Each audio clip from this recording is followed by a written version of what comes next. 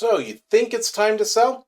Well, if you structured your syndication the way that I normally do, I like to give investors the right to decide whether or not it's time to sell the property or the investment.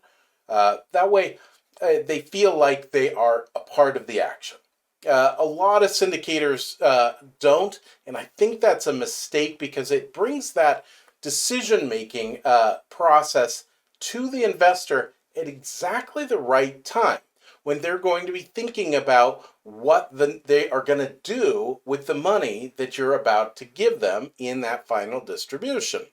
Now, maybe they'll decide to do another syndication with you, maybe the next one that you're working on.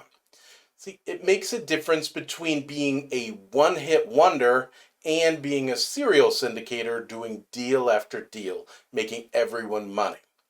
But in either case, you may very well need to take a vote, maybe in selling, maybe in something else. And in this module, I'll show you just how to do it.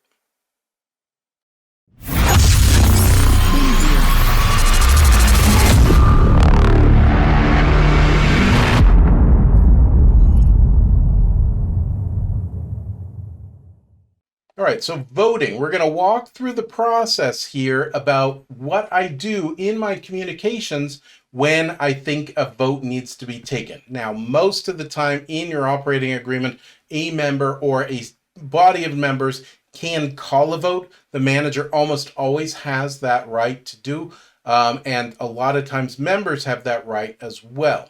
So the first thing you need to do is first determine if a vote is needed. And if it is needed, that's one thing. If it's not needed, it doesn't mean you can't actually ask for a vote if it's a power that the manager has. Then you can decide what those rules are still and still ask for the vote, but still make the determination at the end of the day. Just know that if everybody votes a different way than you were going to go, that's going to bite you. So determine if a vote is needed. Now, the next thing you'll want to do is look through your operating agreement and determine if votes are based on a per investor basis or a pro rata by ownership basis. Most of the time they'll be pro rata, but occasionally I will see it as per investor. You also want to know like what percentage is needed in order to be successful. Sometimes it'll be a majority, sometimes it'll be a supermajority, and what's that definition of supermajority? I haven't seen it be unanimous, but it could be unanimous as well. You'll also want to look at things like, well, do they have the proxy? I mean, in other words, if somebody doesn't vote, do you get to vote for them? Most of the time, that is the way that I set it up. That you'll want to know what constitutes a quorum. If you are the only person voting and no one else shows up, does that still count? Is there a quorum that is needed? So you just want to know those things because those are the formalities that you want to make sure that you hit.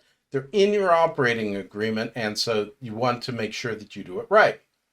So, because at the end of the day, you don't want an investor coming back saying you did something you weren't supposed to do. It says in the operating agreement you can't do it that way.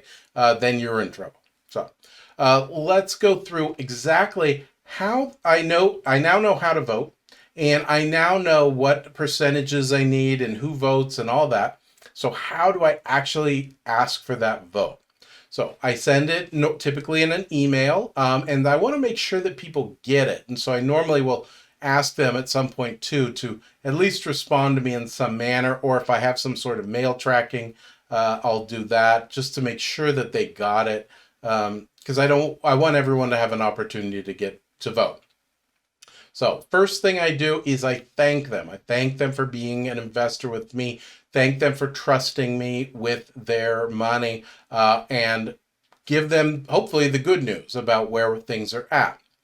I then summarize exactly where we're at. So I like to start at the beginning, what assumptions we made going into this property, how long we thought the hold period would be, what our projections were based on how much money we thought we'd make everybody. I like to kind of reiterate that in a nice summary fashion. Then I like to go through the situation of where we're at today. Where are we at in the market? Where are we at exactly? What are these properties like this generally trading for right now? It's important in this summary section to be very, very objective. This is not persuasive writing section. You do not want to do that. You want to be seen as being very, very objective. These are facts. This isn't a time to be persuading. So once I'm done with the summary section, I go to the financial impact section. In the financial impact, I'm talking about if we sell now, what do we project like sales price will do and things like that, but also what's that effect on their investment as a whole? What's the IRR impact? What's the ROI? What is that going to look like on the performance if we do this now? So that way they can compare based on what they thought the investment would do versus what they think it may do if they hold on to it. It gives them sort of the real numbers in order for them to think about. Now, the next section is your recommendation. Now, this is the place to be persuasive. I wouldn't be overly persuasive. I wouldn't say anybody is an idiot if they don't vote for this, but it is a place to be persuasive. Let them know why you think it's such a good time to sell right now. There is an inherent conflict of interest a lot of times for the syndicator to sell at any specific point. Shorter term holds, they will generally is when they will make most amount of money in their pocket. And so there is this kind of conflict that's there. So you do want to be persuasive, but don't be so persuasive that it suddenly calls into question of why does this person care that much? Doesn't it sound like hyperbole? Okay, so now the next section is we call the vote. And how do we do that? So I like to start off with something like, subject to paragraph 10.2 of the operating agreement, the manager is entitled to call a vote on questions on liquidation of assets, or something like that. Just I like to give the actual basis in the operating agreement for why I can call the vote. Then I like to say what percentage of the vote is needed. So there I might say, subject to paragraph 10.7 of the operating agreement, we would need a majority vote in order to liquidate assets. Then I like to put a very, very clear, so this is in a separate section that says, you could title it whatever you want, but something like, vote in favor of this means. So it's clear. If they vote in favor of it, it means we are going to put this property on the market and hopefully sell it within the next whatever. Then you want to put what does this vote opposed to this mean? A vote opposed to this means that we will not put the property on the market. We will continue to hold it for an indefinite period of time until such time as another call for a vote on the issue of liquidating the asset has been put forward. That way that it's very clear about this is what you mean if you say yes, this is what you mean if you say no. Lastly, you tell them how to vote. So send me an email, give me a call, whatever it is. If you have an online form, Swell, whatever it is, just let them know how to vote. And once you've done that, it's really tallying the votes. Now, I don't communicate exactly who's voting in which way or how a vote is necessarily looking, because you may get those questions as things go on.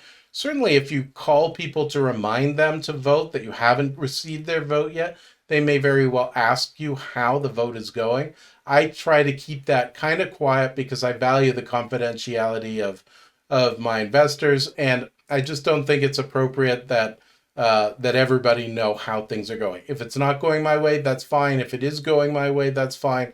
I try not to tip it off either way. And when I'm having those conversations, I really don't try and be persuasive there either. I don't want to be seen as like influencing the vote too much. So I have this section in my email where I've called the vote.